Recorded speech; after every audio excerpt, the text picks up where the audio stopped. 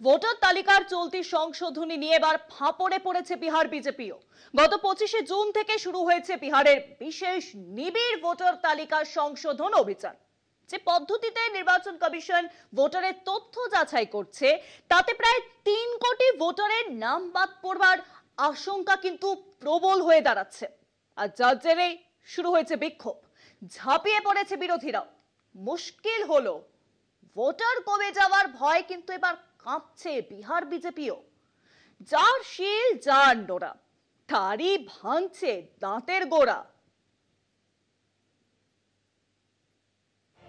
Supreme কোর্টের নির্দেশ ও নজরদারিতে 2019 সাল থেকে বিদেশি চিহ্নিত করে নাগরিকত্বের পরিচিতি হিসেবে এনআরসি নথিভুক্তির কাজ শুরু হয় অসমে। প্রতিবেশী পশ্চিমবঙ্গ সহ দেশের নানা প্রান্তে এনআরসির বিরুদ্ধে প্রবল আন্দোলন হলেও আদালতের নির্দেশে অসমে এনআরসির কাজ শুরু হয়। ভারতীয় নাগরিকদের নাম নথিভুক্ত করার লক্ষ্যে রাজ্যে 3.5 কোটি আবেদন জমা পড়েছিল। তার মধ্যে 19 লক্ষের বেশি নাম অবৈধ অনুপ্রবেশকারী হিসেবে বাদ যায়। হেমন্তের দাবি, যাচাই প্রক্রিয়ায় ভুলবশত আদিবাসী সহ বেশ কিছু প্রকৃত নাগরিকের নাম বাদ যায় খসড়া এনআরসি থেকে।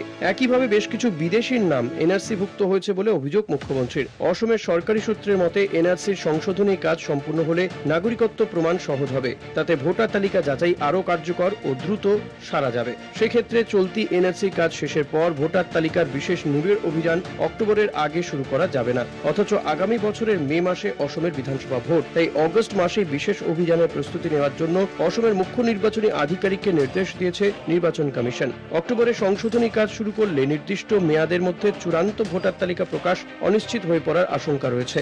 যদিও মুখ্যমন্ত্রীর আবেদন সম্পর্কে এখনো পর্যন্ত কিছু জানায়নি নির্বাচন কমিশন। কলকাতা টিভি।